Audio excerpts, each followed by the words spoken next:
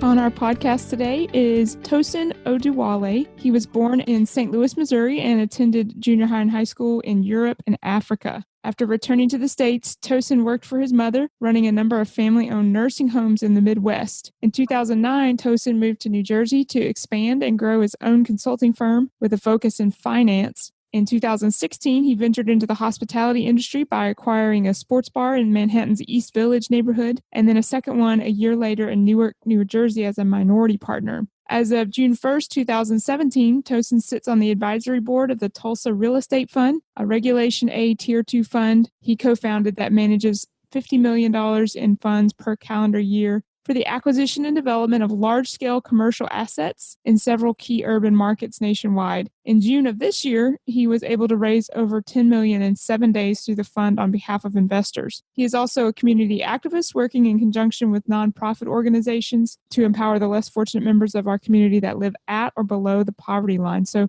Tosin, thank you so much for taking some time to be with us and talk with us today. We really appreciate it. Not a problem. Thank you for having me. I appreciate you. Can you share with us a little bit more? Obviously, that was a great introduction, great background on you, but kind of talk to us and kind of step us back from, where you've been and where you are now and how you've kind of got to this point. It kind of goes back to, I guess, my parents. So my parents were both born in Nigeria, and around the same time, they decided that they were going to come to the United States. Typically, most foreigners come here for, a better life, whether it's educational or professional opportunities. And that's why they came here. They wanted to come here with the sole purpose of starting some kind of business or some type of enterprise. And so my dad came here when he was 17. My mom came a few years later, and she was, I think, in her early 20s. And, just from a young age, they kind of really imparted that entrepreneurship into us as far as just finding a way to create some type of business or operation that would allow us to just be self-sustained. And so that's pretty much how myself and my 5 brothers kind of got our start in the world. Well, that's really exciting to kind of hear that about your background and your story, how you've gone from where you were and from where you are now. Can you share with us through this journey? I'm sure that you've had, a multitude of tough decisions. Can you share with us a tough decision that kind of sticks out in your mind as like a really, tough decision that you made and it really didn't go so well? So not the glory, really good, successful, tough decision that you made, but one that really didn't turn out the way you wanted it to. And then that way we can kind of dive deep into that a little bit and talk about some of the lessons that you might have learned through that tough decision. So in 2016, I decided to take a new direction and hop into the sports bar business. So I had never owned a sports bar before. I had never had any real type of experience in the hospitality industry. An opportunity came to purchase a bar in Manhattan in New York called Durden Bar in the East Village. And I guess I was more kind of drawn to the allure being, own a sports bar in New York City. What they were asking was an amount that I could easily afford. And so I said, let me just jump into this. What I didn't anticipate and what I didn't know is that the sports bar industry or the hospitality industry is kind of cyclical. So there's going to be certain parts of the year or the season where business is good, and there's going to be certain parts of the year where business is bad. It just kind of really all depends on who your customers are and your demographic. And so with this particular bar, majority of our customers were NYU students. I believe NYU was about a mile away. So 85% of the paying customers were students that went to the college. And so we purchased the bar in the beginning of the year in January, which is the beginning of the college semester. So we had like a great January, February, March, April. It was just wonderful. What I didn't anticipate is that towards the end of the semester, when they start to get into like their midterms and their finals, these Ivy League college students, do you know what they do that most college students don't do? They actually study. So they don't go out as much. And so towards the end of the semester, I started seeing that, I started losing money.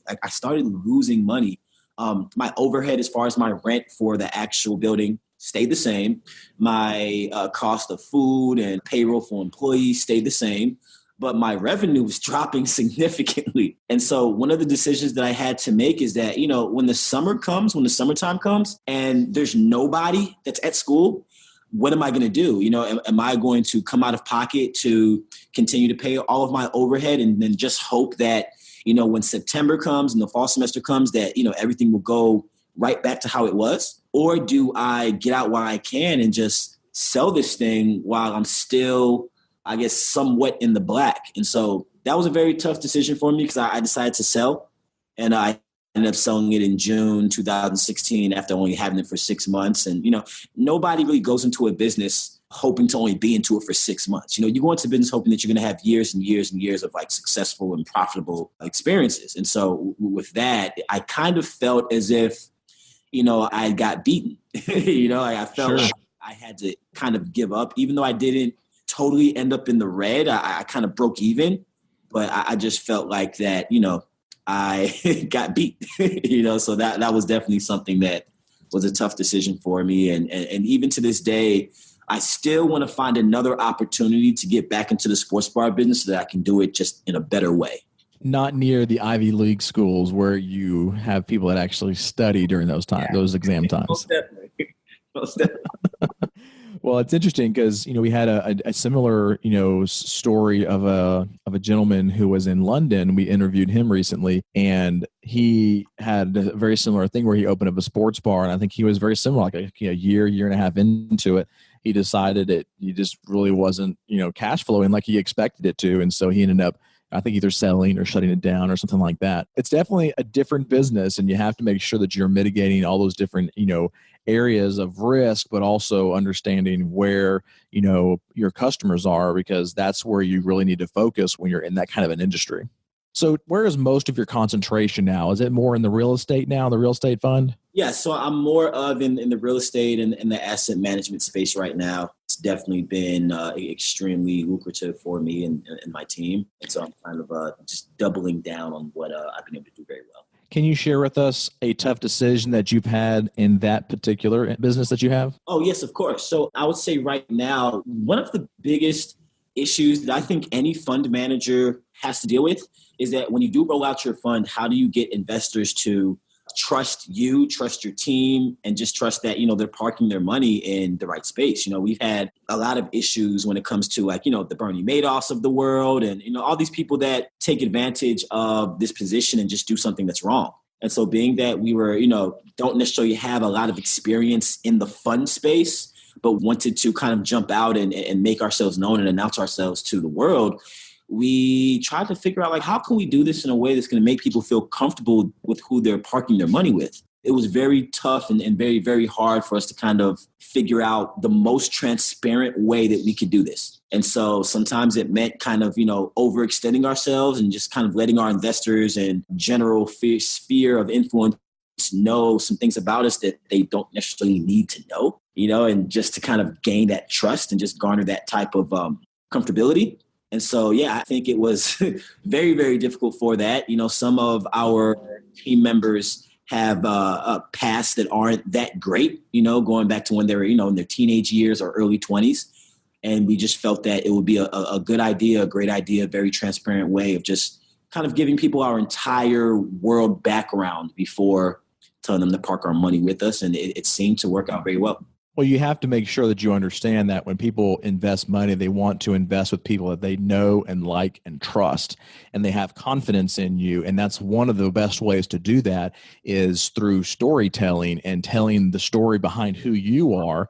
And, I have, I do some real estate, some multifamily, syndications myself, not in a fund per se, but in each deal, we'll bring in multiple investors on one deal for a large apartment complex, 100 plus units or whatever. And I remember talking to an investor when we first got started, and he said, well, I'm a little bit hesitant to put any money with you because, the last time I did this, and I was like, the last time, it wasn't with us, it was with somebody else. He said, the last time I did this, I put money into a deal and come to find out the deal went south and there was not even a property on site. I'm like, well, I'll tell you right now that we make sure that there's definitely a property on site whenever we're trying to, take down a deal. We're not just trying to put together a fake deal just to, bring in investor money or anything. But I can imagine in the real estate fund space where you don't necessarily have that asset yet that you're going to be purchasing. Sometimes you do, but not always. But you have this actual real estate fund that you can actually buy and sell and acquire and develop these different commercial assets. That can be a little bit tricky as well for investors to want to be able to, park their money with you. Most definitely. So, I think that was kind of the reason why we decided to go the Regulation A SEC route because it involves a government regulatory organization. It would just make people feel more comfortable if they know that, okay, these guys are being heavily watched by, the SEC who would shut everything down if there was anything that was looking kind of out of the ordinary. And so we just wanted to be as transparent as possible and let people know that, hey, we have the best intentions and we are going to do whatever we can to make some money for you guys. So Tosin, tell us a little bit about your strategy for making tough decisions. You've had some experience in several different areas now. So how do you approach those tough decisions? Do you have one particular strategy that you've used multiple times that seems to work for you? Or how do you make those decisions? I always try to use the opportunity cost perspective. I think there's a million ways that you can handle a situation. And so I try to examine each one of those opportunities and what, results it could yield me. And so that's typically the mental process, the mental strategy that I go down. If I do X, Y, Z, what could that mean for me? Are the pros and the cons? And I'll just do that for every idea, for every choice I'm considering making. And then, at the end of the day, sometimes you just have to pull the trigger because, you won't always make the right decision. I think that action kind of beats thinking it out so much and just overthinking. So, I'll spend some time just, figuring out what the opportunity cost is and then just to pull the trigger and execute and see what happens.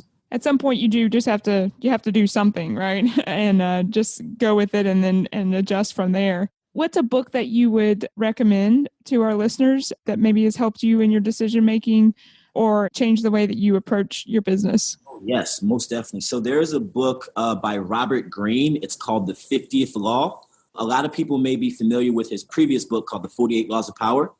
So this particular book is called The 50th Law. It focuses on fear, on how fear can either help or hurt you, how to recognize what fear is when you're feeling it, because a lot of people don't necessarily recognize or know that it's fear they're feeling that's stopping them from doing certain things. And so that book in regards to business really, really helped me. I read it back in 2012, I believe. And to this day, it always changes my life. Whenever I feel something, I always kind of think back on that book and just kind of keep it in hindsight. I haven't actually read that book, but it definitely sounds like a book I want to be able to pick up, and I'll make sure that we put that in the show notes as well, so far our listeners can pick up a copy of that. Shifting gears here a little bit, this is kind of a fun topic that I like to talk about is what's the most exciting place that you've traveled or item that you've purchased with the money that you've made up to this point in your life? Wonderful. So Nairobi, Kenya was probably the most interesting country I've ever been to in my life. Just the culture there, the way it's got a unique dynamic. Most parts of Africa that are tourist havens are pretty much have the same thing. It's like nice hotels, nice beaches, and that's where it stops. Nairobi is a different story. It's a mixing pot of cultures. Hundreds of years ago, a lot of people settled in Kenya. It's like Indians, a lot of countries that border the Indian Ocean. There's a lot of European influence there. And when I went there, it was a great time. It was a great experience. And I don't think there's ever been a place that I've been to that can match Nairobi, Kenya. Now, I was looking at your LinkedIn profile and saw a picture of a Audi vehicle. Yeah. I thought maybe you were going to say that was one. No, that was just, so I love to live somewhat frugal. And so when things were going well, I was like, what, I can go ahead and spoil myself and buy something, just at least one time. And so I bought an Audi. But now it looks like it is an A4. Is that correct?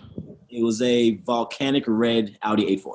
Okay. I just saw the front of it, so I was just wondering because I drive an Audi A7 myself, and I used to have the A5, and I tried to switch to a different brand of vehicle, which I won't mention the name, but it was a vehicle I didn't like. I had it for like 6 months and then got rid of it and went back to Audi. So I'm a big Audi fan myself. I'm never going to drive anything other than an Audi unless some other car just really, really outdoes what Audi has done. I just love the car.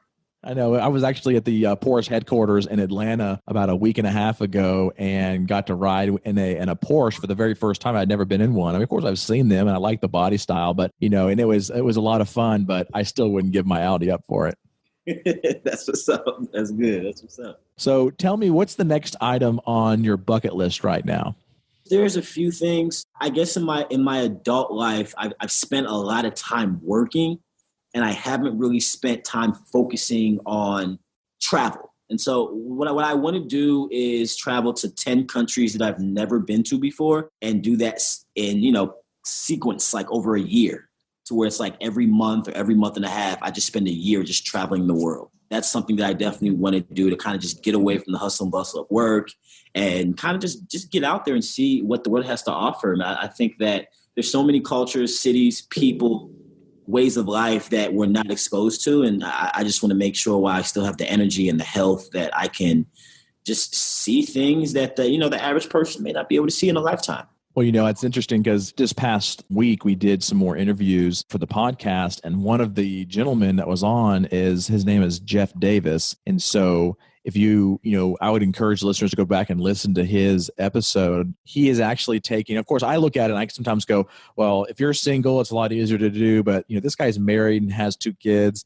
He's actually selling his car, selling his house. He's traveling for the next year with his family and going to 29 different countries over the next year. I'm jealous. I know, man. When he was talking about it, I was like, that is awesome, man. He was actually, I just saw him on LinkedIn today. He was selling his wife's Mercedes SUV and his Maserati so he can go do this. I think it's great to bring the kids along too, because I think just exposing kids at that type of lifestyle or that type of exposure at such a young age, I think it's going to help them, later in their life. I think it helped me a lot being able to move around Africa and Europe so many times when I was younger. It just kind of opens up your mindset. So I think that's great for kids. Yeah. I look forward to doing something similar to that I just got to get my wife to convince her to maybe want to do something like that. So I'm not sure if I'm going to be able to do that. Right, Danae? I don't know. It would take the right places and right itinerary, and you might. Okay. So now we're talking. I got the ball rolling, Tosin.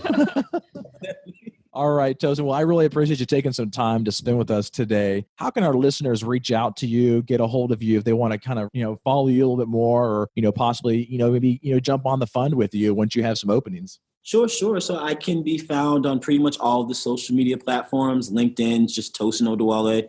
Same thing on Facebook. Same thing on Instagram, Tosin_Oduwole. You can also send me an email at tosin@tulsarealestatefund.com. And yeah, man, I look forward to connecting with a lot of your listeners and seeing what we can do to help each other push forward. All right. Well, thank you so much for being on with us, and I hope you have a good rest of your day. Same to you. Thank you guys so much for having me. I appreciate you. You're very welcome. Bye-bye.